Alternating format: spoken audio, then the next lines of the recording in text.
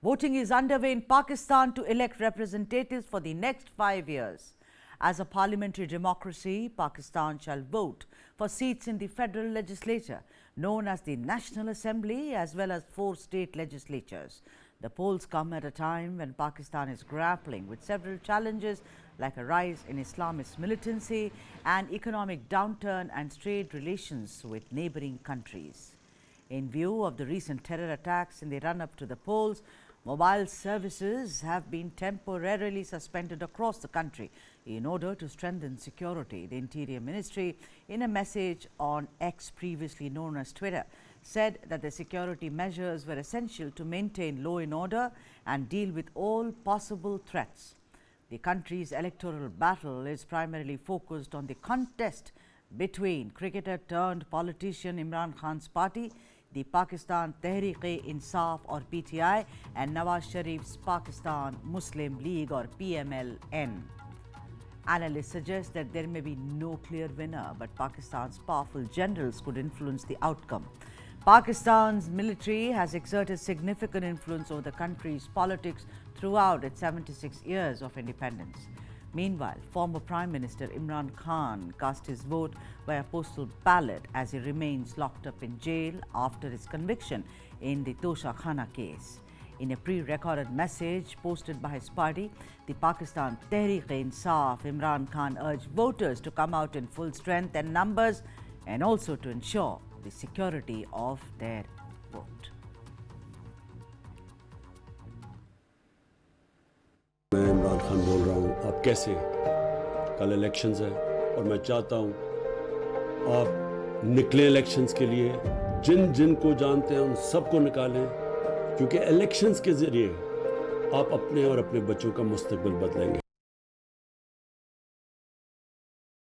Very clear, Pakistan goes for crucial elections this time around. In its 76 years of independence, this is the first time that we see that all the issues that it's been grappling with for several decades have come to the forefront with full strength. They being inflation, they being also terrorism, even as mobile services have been suspended after 2 bomb blasts went off in Balochistan, killing 28 people, and also, of course, unemployment and instability in Pakistan.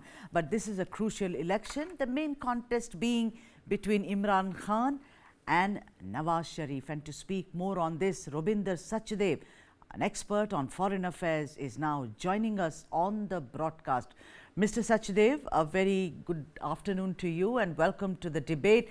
Mr. Sachdev, tell me something. If you look at it, the issues which were there in Pakistan very much continue. That being the interference of the military, that being instability, that being the leaders having their own kind of records which are not at all impressive, inflation, growing militancy. How do you look at the elections this time around, Mr. Sachdev? Thank you so much. A pleasure to be with you. Thank you. Absolutely. You listed out the aspects. And, one more key aspect is that this is not a democratic election. This is a sham of a democracy or an electoral process. The reason being, whatsoever it may be, Imran Khan and his party are nowhere in the picture, right? Their election symbol has been taken away. So who is contesting? So effectively, this is not a real electoral process, I would say, one, on top of everything else which is out there. But, given Pakistan, it's no surprise, perhaps. The issue is that what happens going forward, okay, the elections conducted today, maybe the results will show that the Sharif brothers party is in majority, they come. Okay, who becomes the PM is another matter. Would it be Nawaz Sharif or would it be the brother Shahbaz Sharif who will be the PM? But effectively, it's understood that Nawaz Sharif will control the strings. Now, that said, Pakistan faces again, as always, very often, an economic emergency. They have to pay back $24 billion by June of this year to their various external creditors, right? In the next 3 years, I think they have to pay around $75 or $80 billion. How that happens is later, but right now, staring at them is this $24 billion repayments which are due to various creditors. And on top of it, or before that, the IMF loan, which they had, arranged or a standby agreement was made 6 months ago of for $3 billion odd dollars, that is coming to an end by the end of March. So the new Pakistan government would have to negotiate a new loan from IMF. Right. Okay. And the terms for that would be reviewed. So the terms, whatever it be, would mean, reduction in subsidies, raising of taxes. I mean, there's going to be no honeymoon for the Right. new government. Okay. Yeah. You spoke about, about taxes, etc. Now, I'm going to speak about, for lack of any other word, the jack in the box, and that being the young Bilawal Bhutto, right? The thing is, if you look at his manifesto, Mr. Sachdev, he promises what perhaps, most of the voters now in Pakistan, like much of the subcontinent, are young. They are truly the youth.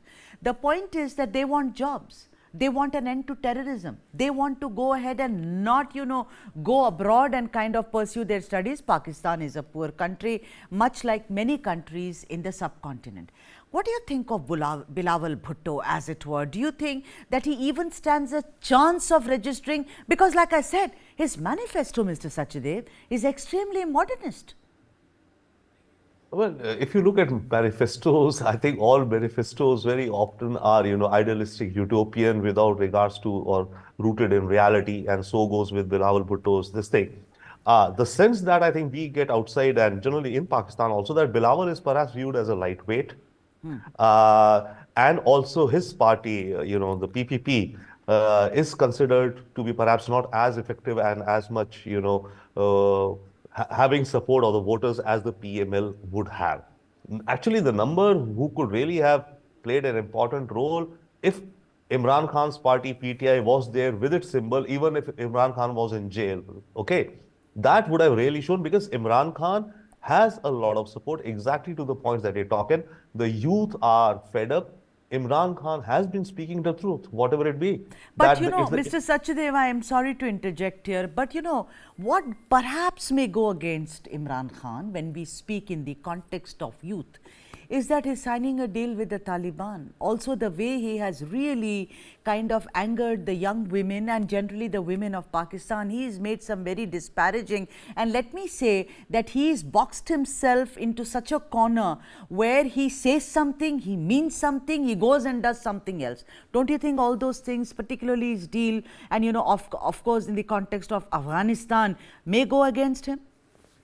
No, certainly. See, right now, I mean, his party is not going to be able to, register much, because you see, each one of them is contesting as an independent on a new, different symbol. Now, in electoral politics, we've seen in India, of course, how the importance of the symbol, because people in many areas do not know the name of the party and all, they just associate the symbol with it, right? Ji. Like in India, Kamal ko vote dena ya haath ko vote dena ya kisi ko dena cycle ko. Similarly, in Pakistan, the bat was their symbol. So now, I mean, how much would his candidates be able to outreach the public, each one of them separately, and somebody say, you know what, vote for me, I'm the Imran Khan party, but my symbol this time is, a lamp or something else.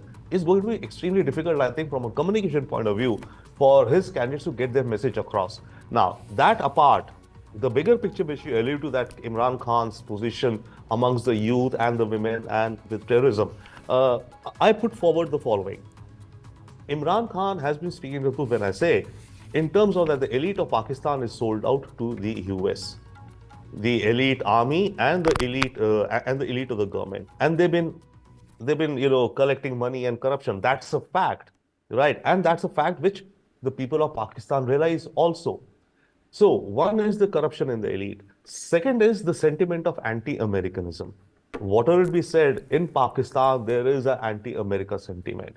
So Imran Khan has very much stoked that further and positioned himself that he's the guy who's talking, against America and whatever American evils are out there. And third, religion. With respect to Islam, not getting into the fringe elements, but with regards to Islam, Imran Khan claims that he has done the most for Islam. Yes, he can rightfully partly claim by saying that in the United Nations, I think 2 years or 3 years ago, or just 2 years, in fact, February, the UN declared a certain date in February only, I think, as a day of Islamophobia, right? So these three things, anti-corruption, anti-Americanism, and Right. Islam. These are three things perhaps which are garnering him a lot of support. But right now, it means nothing because this support will not translate into votes, or we could have seen how much would it really have, translated into All right. votes. Yeah. Mr. Sachdev, let's talk about Sharif. The thing is that he cannot possibly discount the generals who are watching him from the wings. The point is that somewhere he seems to be very confident now. He's a man who's back from exile. It's almost a resurrection for him. He's going out there. Of course, he has his brother Shahbaz also with him. And in comparison to the rest, Sharif seems to be a more approachable or a candidate who may have, the numbers. But the point is, we cannot forget that these were the same generals who brought his rule to an end not once but twice. So, just for the benefit of the viewers, decode how much of a safe ground is Sharif standing on, or he's actually walking on eggshells, and you never know when he has egg on his face. Great point and a great analogy. Eggs walking on eggshells and egg on face. A couple of things. I think in the immediate term to the medium term, Sharif would remain in the good books or in alignment with the army intelligence, whatever. See, the mere fact of his coming back and contesting, and Imran Khan been disenfranchised, all clearly indicates that there is already some understanding between the army and the generals and the Nawaz Sharif or the Sharif brothers. There must already be some understanding. That's why he is contesting, or his party is in a leadership position. If the generals didn't want his party to be in a leadership position, okay, they would have put up X number of hurdles out of tenure, legal, electoral, whatever, so that he could not, or his party could not be in the in the top position in this so far elections, which seem to be. So there is not only must, there is already an understanding. Now, where it could get a little bit, yes, as you're saying, walking on eggshells, would be that, let's say, in about 3 to 6 months' time, when Nawaz Sharif feels more in control and he starts to assert his independence, and probably with respect to one India, that could, bring him, create some, distance between him and the army and the intelligence, because they may not want. So I think he does have the next 6 months. There's a lot of stuff on the economic front that he has to manage domestically. So the army will be with him unless he then starts to show his own true or whatever colors and Right. starts to disregard the army.